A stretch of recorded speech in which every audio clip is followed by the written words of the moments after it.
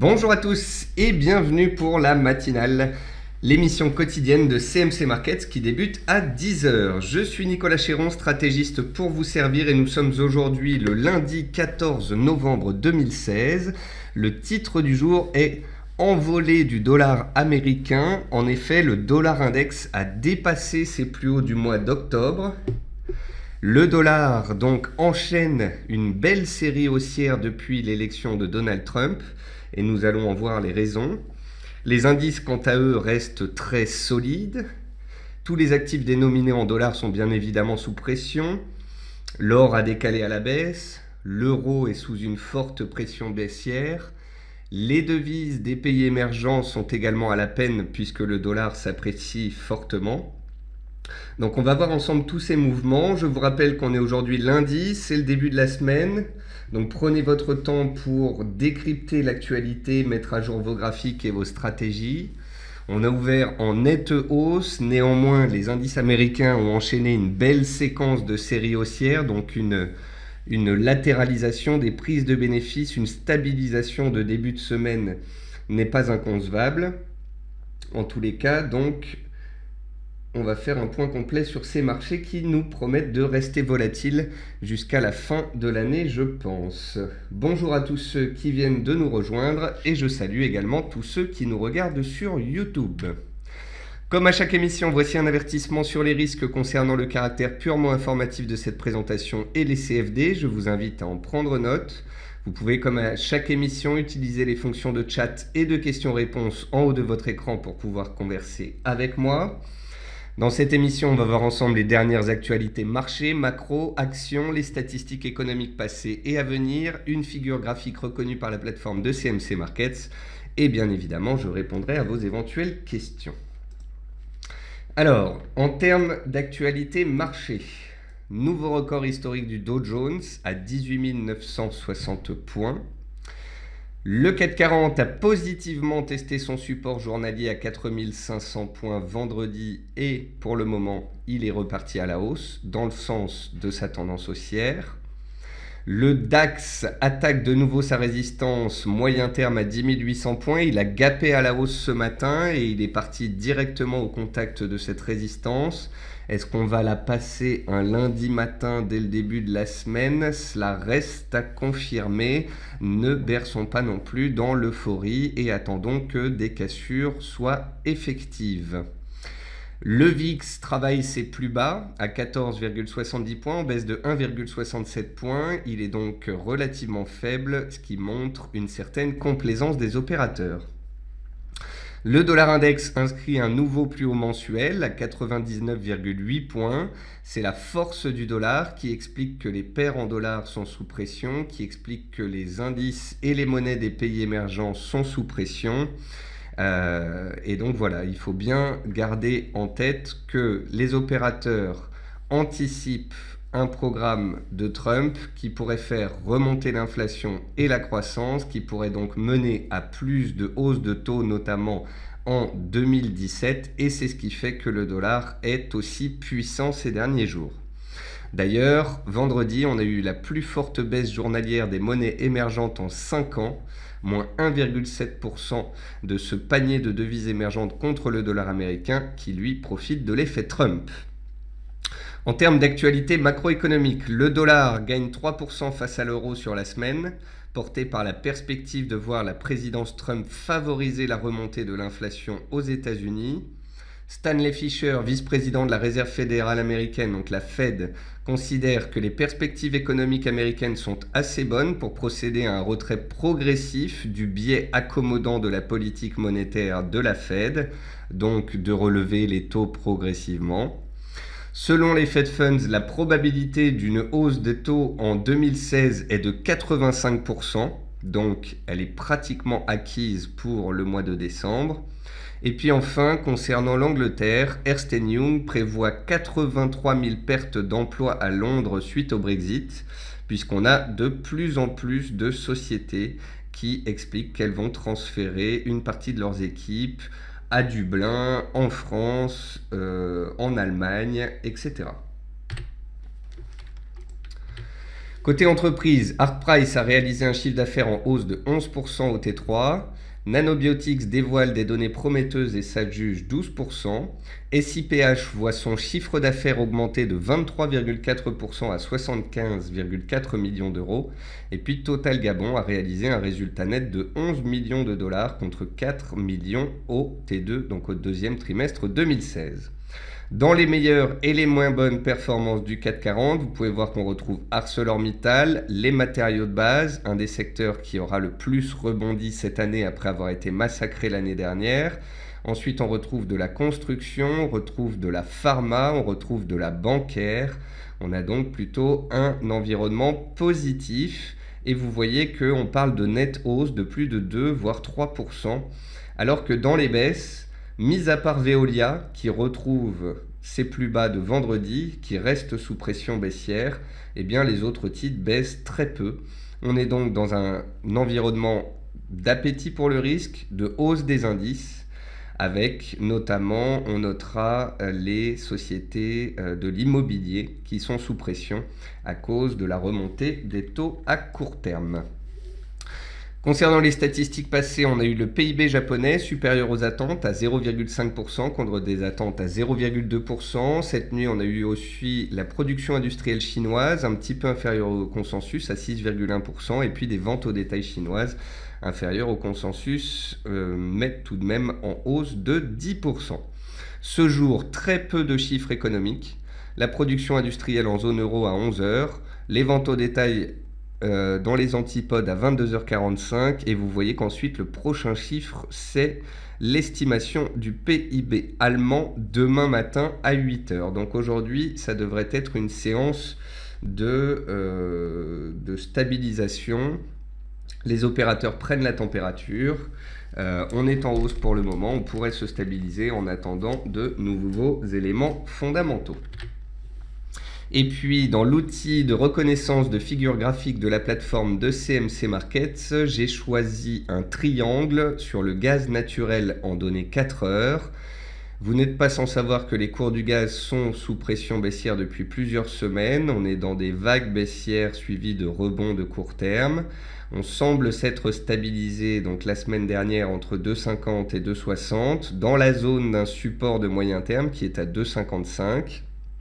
Donc les cours du gaz se cherchent, on est sur un pivot majeur et la sortie de ce triangle pourrait donner le tempo par la suite.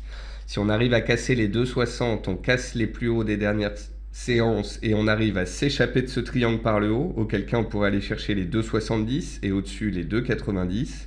Si au contraire les pressions baissières restent fortes et qu'on finit par en sortir par le bas, le prochain support est à 2,25. On va passer sur les graphiques, deuxième partie de cette émission, et on commence par les indices. On commence par le CAC 40. Donc le CAC 40, depuis l'épisode du Brexit à la fin du mois de juin, il est dans une tendance haussière du moyen terme. Vous pouvez voir, fait positif, que la moyenne mobile à 200 séances ici en violet a touché un point bas au mois d'octobre et qu'elle se retourne depuis. Vous pouvez constater que la MM20 jours est en soutien. On a pu voir donc une très forte réaction haussière mercredi dernier. Jeudi dernier, on a touché les plus hauts annuels du CAC 40 à 4610 points, qui datent du mois d'avril, si vous les cherchez. Donc jeudi, on a assisté à des prises de bénéfices. Vendredi, on est revenu sur les 4500 points et on est reparti à la hausse ce matin. Le repli des cours de vendredi sur 4500 points était un repli plus que légitime après une très nette hausse en l'espace de 24 heures. C'était des prises de bénéfices légitimes sous résistance de moyen terme, mais ça n'empêche pas les acheteurs de reprendre la main dès le début de cette semaine. Tant qu'on est au-dessus des 4500 points, le CAC 40 est fortement haussier. On peut considérer d'ailleurs la zone 4480, 4500 points. Nous ne sommes pas à 20 points près quand il s'agit de parler de signaux journaliers. Tant qu'on est au-dessus des 4500 points, les prochains niveaux techniques de court terme se situent à 4610 points, donc les plus hauts sous lesquels on a buté la semaine dernière. Et ensuite, c'est les 4640 points. Les 4640 points, c'est la clôture du mois de décembre 2015. Et l'objectif suivant, Ensuite, c'est 4740 points. Bien évidemment, ces objectifs sont des objectifs haussiers théoriques en cas de cassure des 4610 points à la hausse. Donc voilà en rouge les résistances qui sont les objectifs graphiques. La tendance est haussière et les objectifs sont haussiers tant qu'on est au-dessus des 4480-4500 points. Seule une cassure de cette zone de prix changerait la donne, renverserait la vapeur à court terme, inviterait à plus de prudence car la tendance serait redevenue neutre. Donc voilà, tendance haussière de moyen terme, tendance haussière de court terme au-dessus de 4480-4500 et objectif graphique à 4610, 4640 et 4740 tant qu'on sera au-dessus de cette zone de prix. Concernant le DAX, c'est, je pense, relativement simple en termes d'analyse. On a une tendance haussière de fond depuis le Brexit. On a un range qui a duré 3 mois. On a eu une fausse sortie de range mercredi dernier et on a réintégré le range en cours de clôture. On a touché le haut du range jeudi, on a pris des bénéfices. Vous pouvez voir que jeudi comme vendredi, on a des belles mèches basses qui montrent que les acheteurs gardaient bel et bien la main. Et vous voyez en début de semaine, là, on a gapé à la hausse, on s'est replié un petit peu et là, on tente de casser la résistance. Il est donc envisageable que le DAX casse sa résistance grâce au gap haussier qu'il a fait ce matin. Il se pourrait que ce soit un gap d'accélération, un gap d'éjection. Auquel cas, ce serait même un gap de continuation pour vous dire, puisque ici, le lundi 7 novembre, on avait eu un gap d'éjection qui théoriquement n'aurait pas dû être rempli. Il n'aurait pas dû être rebouché. Donc mercredi, on l'a rebouché puisqu'on a fait un énorme point bas, puis on est reparti fortement. Mais on pourrait considérer en gros qu'on a eu un gap d'éjection le lundi 7 novembre. Et si on arrive à casser les 10 800 points aujourd'hui ou demain, on pourrait considérer que le gap que l'on fait ce matin est un gap de continuation. Gap d'éjection, gap de continuation, gap d'essoufflement sont les 3 types de gaps qu'on peut retrouver sur les marchés. Bien évidemment, soyons pragmatiques, si ce soir en clôture le DAX ne casse pas les 10 800 points, il n'aura pas donné de signal et il sera susceptible de refluer comme il l'a fait les 3-4 dernières fois où il est venu tester ce seuil clé. Donc pour l'instant, tendance moyen terme de fond, tendance journalière de fond, il y a donc une probabilité supérieure à la cassure des 10 800 points qu'à un échec sous ce seuil, mais soyons pragmatiques et attendons que ce signal soit donné. Je vous rappelle que le DAX depuis 3 mois évolue dans un range d'une hauteur à peu près de 600 points. Donc en cas de cassure du range par le haut, l'objectif théorique ce serait un report de la hausse ici, donc 600 points à la hausse et ça donne un objectif théorique à 11 400 points. Ensuite, on regarde le Dow Jones.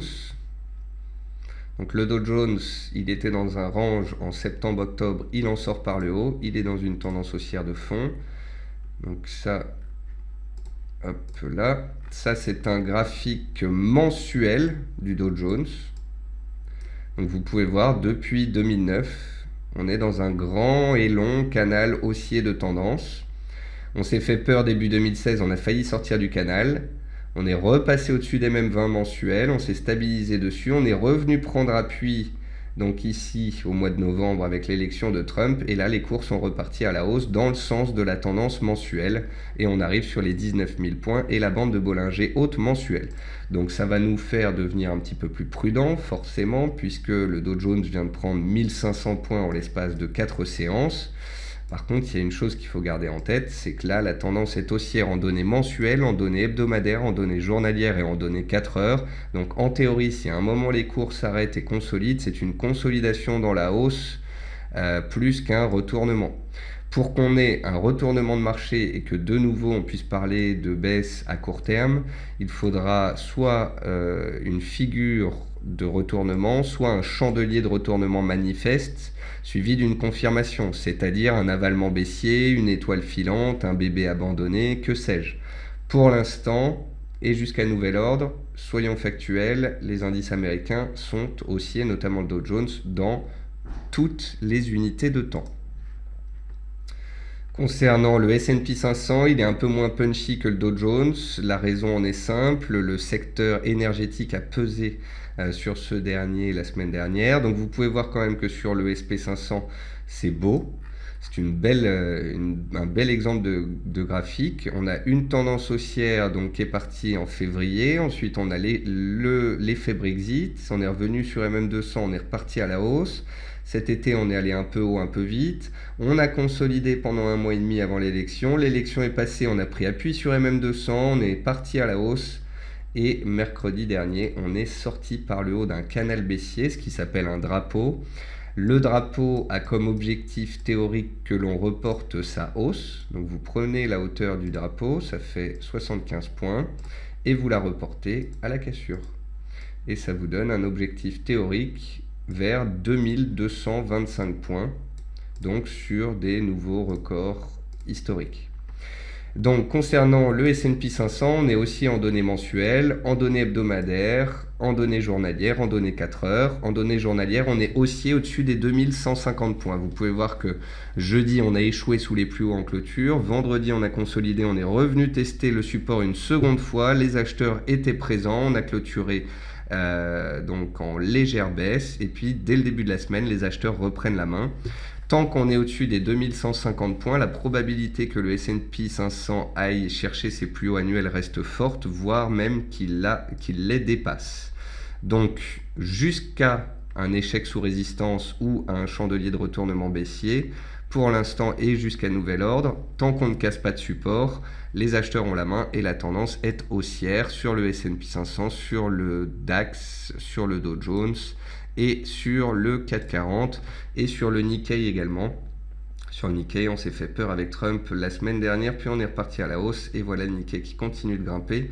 Il approche d'une zone de résistance de moyen terme, mais sait-on jamais, étant donné la hausse, la tendance sur les autres actifs, il pourrait peut-être encore continuer de monter. En tous les cas, je ne chercherai pas de signal baissier tant que je n'en aurai pas vu. Ensuite, concernant les actions françaises,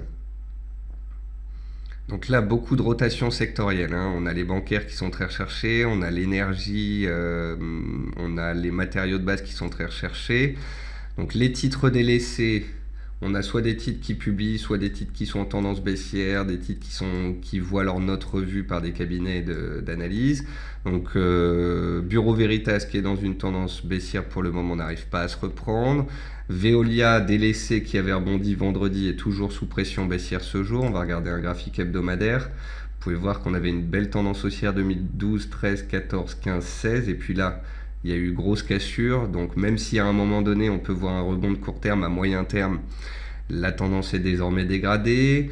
CGG Veritas, elle a publié la semaine dernière, c'était très mauvais, le titre s'est effondré, mais on approche de ses plus bas de 2016, donc sait-on jamais. Si on a une réaction positive sur cette zone, il faudra le surveiller.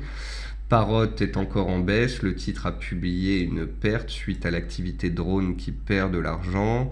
Puis vous pouvez voir qu'après les baisses sont relativement faibles. Dans les hausses, on retrouve Eramet qui redécolle très fortement à la hausse depuis mercredi dernier. Vous pouvez voir les chandeliers qui sont haussiers, qui sont pleins et qui ne montrent pour le moment aucune fatigue. Donc Eramet, il faut quand même avoir en tête que c'est un titre qui vient de 250 € en 2011 et qui était à 100 € encore en 2015. Le titre est descendu à 15 € et là il est en train de tripler depuis son plus bas annuel.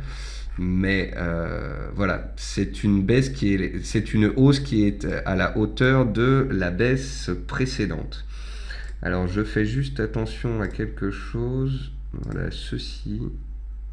Voilà.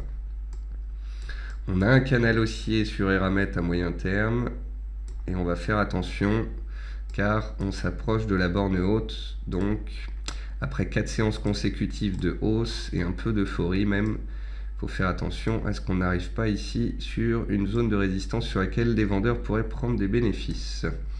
Donc peut-être prudence à l'approche des 50-51 €. Après on retrouve Valorec. Valorec, elle s'est bien appréciée mercredi dernier suite à ses résultats. Jeudi elle a été chercher sa résistance. Mais puisque les cours du WTI sont toujours à la peine, on a consolidé vendredi. Néanmoins, le titre reste bien orienté, toujours relativement fort. Si on cassait les 5 € à moyen terme, ce serait un signal très fort. Pour ça, il faudrait que le WTI se réveille, et le WTI, on va voir qu'il est sur support, donc il sera vraiment à surveiller cette semaine. On retrouve aussi dans les hausses STM, qui était dans un beau parcours haussier ces dernières semaines, Nicox, qui continue de tenter de se reprendre comme d'autres biotech. On retrouve Natixis, qui retrouve ses plus hauts du mois de mai, qui est dans une belle tendance haussière de moyen terme. Néanmoins, attention, il y a un rythme à cette hausse, donc soyons pas trop euphoriques. Le titre vient de prendre 15% en l'espace de 3 jours, 4 jours. BNP Paribas, pareil, belle tendance haussière, toujours recherchée, mais attention, on arrive vers des zones de prix d'importance. On revient vers des zones historiques de résistance sur certains titres comme les bancaires. Et puis Natixis, la pharma, qui a bien publié à la fin du mois d'octobre. Elle est recherchée. Pourquoi, me direz-vous? Eh bien parce que Hillary Clinton n'était pas favorable au secteur pharmaceutique et biotech. Donc le fait que Trump soit passé permet à ce secteur de se reprendre. En plus, donc mercredi dernier, Sanofi a cassé son oblique moyen terme de résistance. Elle n'est donc plus baissière, mais neutre à moyen terme. Et la prochaine résistance ici apparaît à 79 €. Le support, c'est l'oblique que l'on a cassé la semaine dernière, qui fait désormais support vers 75 €. Si vous avez envie que je regarde certains titres, n'hésitez pas. Je finis d'abord ma présentation. Le cuivre s'était envolé de 5% en séance vendredi, puis il est retombé très nettement. La hausse du cuivre, elle fait suite à la baisse des exportations chinoises et au fait que Donald Trump est susceptible de lancer des grands travaux qui pourraient nécessiter des métaux. C'est ce qui explique donc cette forte hausse. Vous pouvez voir que cette hausse, graphiquement parlant, ne s'est pas faite n'importe où. Ça faisait 8 mois que les cours du cuivre étaient posés sur un support de très long terme, puisqu'ici vous voyez un graphique sur les 15 dernières années. Donc les cours du cuivre avaient baissé pendant 5 ans, s'étaient posés sur support et là on a fini par sortir par le haut. C'est ce qui explique la violence du mouvement. Concernant l'or, eh bien l'or, on avait une tendance haussière jusqu'au mois de juillet. Ensuite, on a assisté à une latéralisation. On est sorti d'un triangle par le bas. On est venu faire un pullback sous la borne basse du triangle. Et puis, on est reparti à la baisse dans le sens du signal qui avait été donné début octobre. Les raisons de la baisse de l'or, c'est que les taux sont en train de remonter. Donc, si le marché obligataire redevient plus attractif que l'or, eh bien, ça fait baisser le métal jaune. Souvenez-vous, au premier semestre, on avait dit que les rendements obligataires passaient dans le rouge, étaient négatifs et que ça coûtait de détenir une obligation.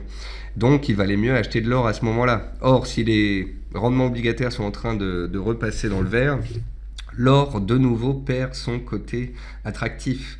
En plus de ça, le dollar est fortement haussier, ce qui pèse sur l'or. En plus de ça, les indices sont fortement haussiers, ce qui pèse sur l'or.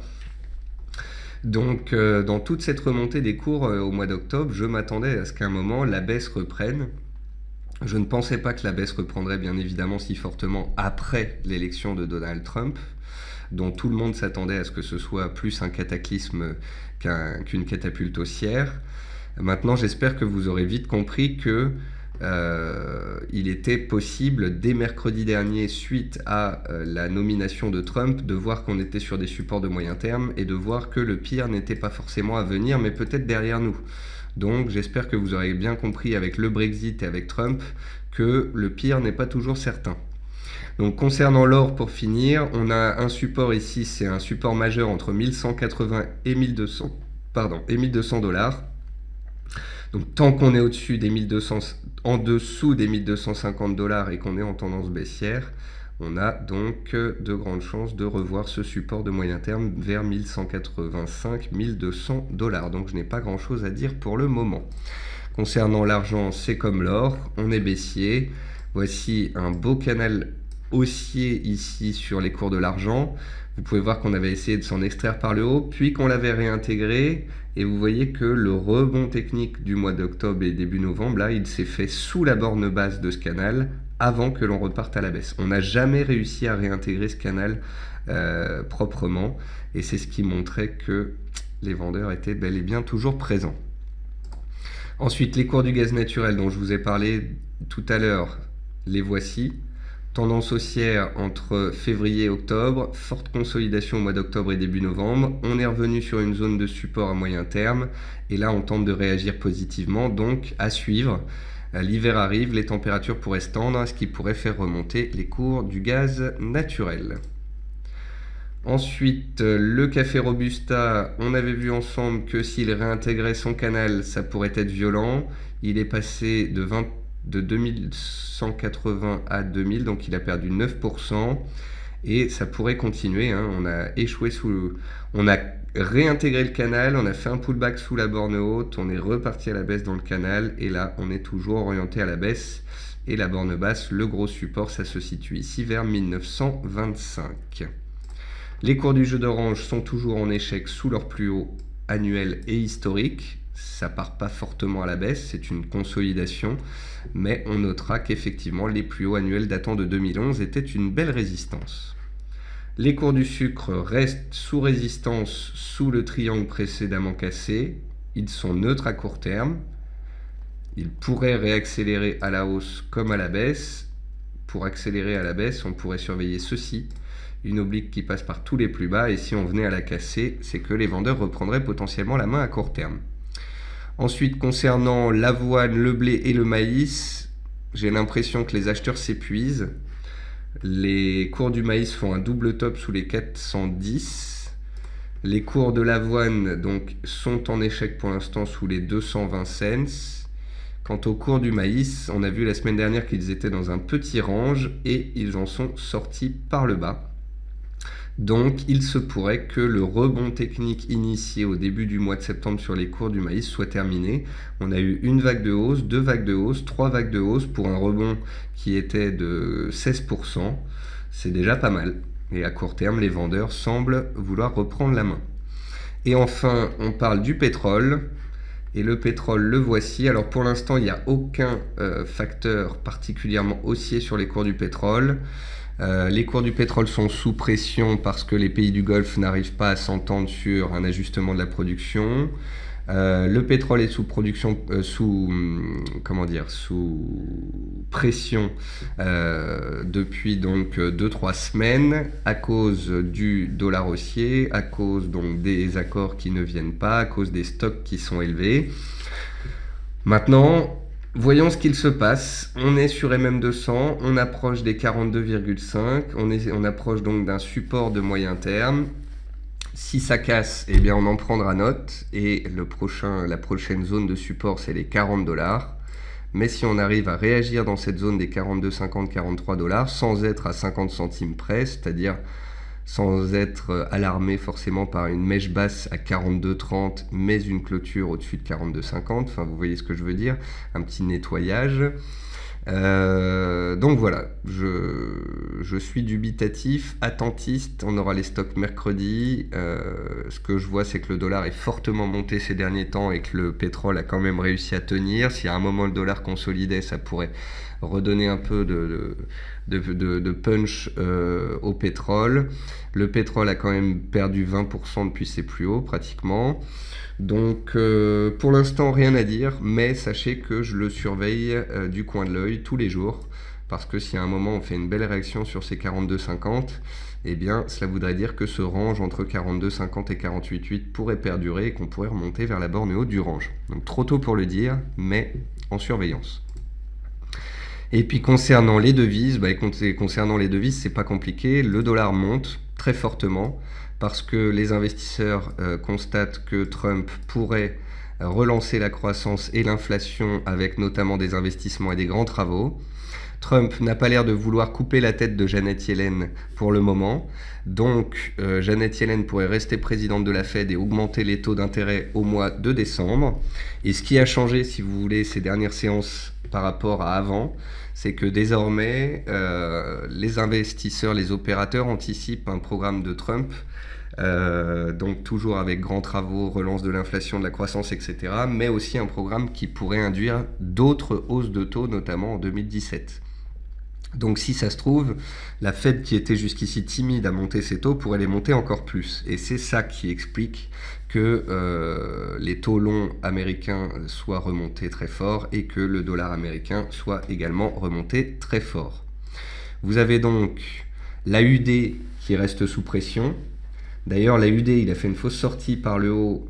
Est-ce qu'il est en train de faire une fausse sortie par le bas? C'est pas très clair, c'est pas très évident. J'ai limite désormais envie de considérer que les cours de l'AUD sont dans un range, plus que dans un triangle. J'ai un peu de mal avec cette configuration. Il a voulu sortir par le haut, puis là il casse son oblique haussière, donc il peut effectivement rester sous pression. Après, le dollar est déjà beaucoup monté, donc je préfère rester neutre sur cette configuration qui n'est pas très claire. Concernant l'euro, c'est fortement baissier. On a échoué sous le haut de canal de moyen terme. On est revenu sur le bas de canal de moyen terme et on est même en train de le casser. On a cassé les 1,0850 relativement violemment ce jour. Donc là, il va falloir que je revoie ma copie, que je revoie mon canal et qu'on trace les choses peut-être différemment. Une chose est certaine, donc la tendance est baissière à moyen terme. Après, à court terme, attention quand même. On a beaucoup baissé sur les paires en dollars, le dollar a beaucoup monté. Pour l'instant, c'est comme les indices, le dollar. Je ne suis pas du tout baissier, soyons factuels. Mais attention, ça commence à surchauffer. Si le dollar continue de grimper encore, eh bien, faudra surveiller les supports sur les paires en dollars. Le prochain support sur l'euro-dollar apparaît ici vers 1,0670 et ça correspond au bas du canal de moyen terme baissier que je viens de retracer sur la paire euro-dollar. Voilà. Donc si le dollar doit encore monter un peu, l'AUD pourrait revenir vers le bas de son range, vers les 74,50. L'euro pourrait peut-être revenir vers les 1,0670 et continuer de baisser encore un peu. La livre, elle est plutôt solide, donc si le dollar continue de grimper, elle pourrait revenir sur les 1,24.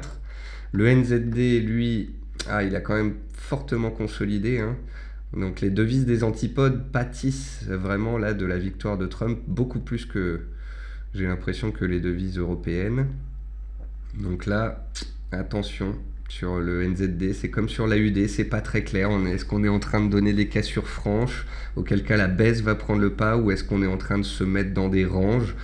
Pour l'instant, j'aurais plutôt l'option 2, l'option range, plutôt que de cassure et d'accélération.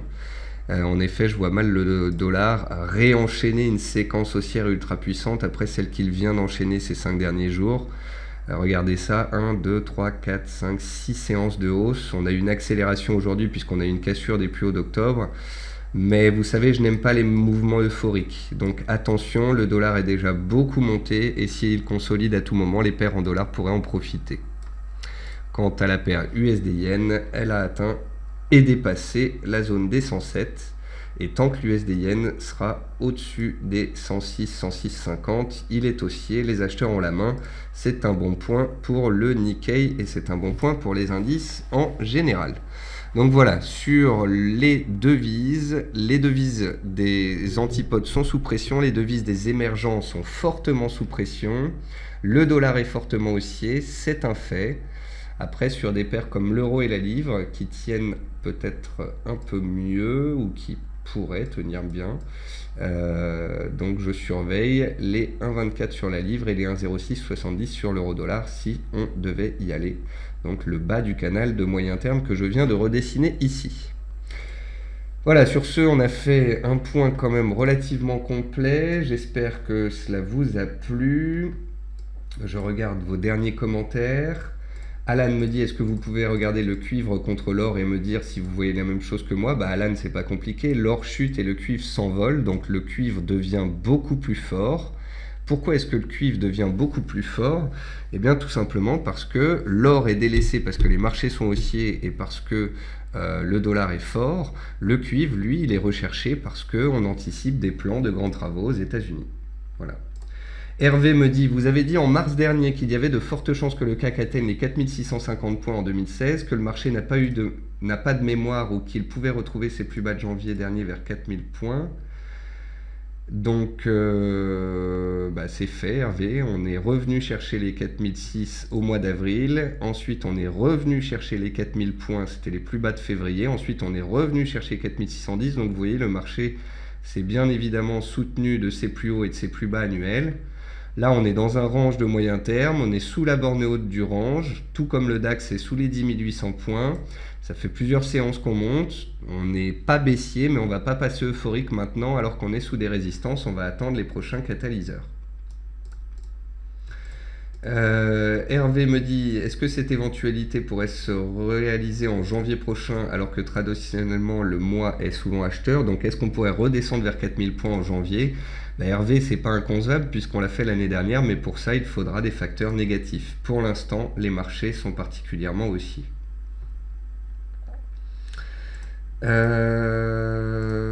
Paul dit, faudrait pas que ça continue à se tendre longtemps sur les taux obligataires, le plus curieux étant le fait que le 10 ans grec lui est recherché. Effectivement Paul, si ça continue à se tendre sur le marché obligataire, ça pourrait être déstabilisant.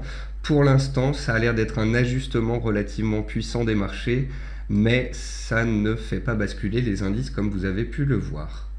Pascal Laine dit, pourquoi une telle hausse de taux ne fait-elle pas baisser les indices? Pourquoi donc une hausse de taux potentielle, Pascal, gardons cela en tête, ne fait pas baisser les indices? Eh bien tout simplement parce que si les États-Unis vont dépenser, vont faire augmenter la croissance, vont faire remonter l'inflation, les investisseurs considèrent que c'est des bonnes nouvelles. Donc c'est pas parce que les taux vont monter un peu plus que prévu que les marchés vont s'effondrer pour autant. Gardez en tête que les taux montent quand l'économie va bien. Donc quand l'économie va bien, les marchés boursiers vont pas non plus partir à la casse. Et puis dernière réponse pour Frédéric, un commentaire sur le riz. Eh bien mon commentaire sur le riz il sera très court, je n'ai rien à dire. On est dans une tendance baissière depuis 6 mois et à court terme on est dans un petit range depuis 8 jours. Donc on attend la sortie de ce range. Si on en sort par le haut, attention, juste au-dessus de nos têtes il y a une résistance à 9,80, la fameuse moyenne mobile à 60 séances. Seule une cassure de cette moyenne mobile relancerait une dynamique haussière. À court terme, on est dans un range, dans une tendance baissière. Si on en sort par le bas, on retrouverait les plus bas annuels. Voilà, sur ce, j'espère avoir répondu à vos questions, à vos interrogations concernant certains actifs, concernant les marchés, l'inflation, le dollar, etc. C'était le point complet pour bien débuter cette semaine. Je vais vous préparer des graphiques, des analyses. Je vous donc souhaite une très bonne séance, un bon appétit et bon trading à tous. Au revoir.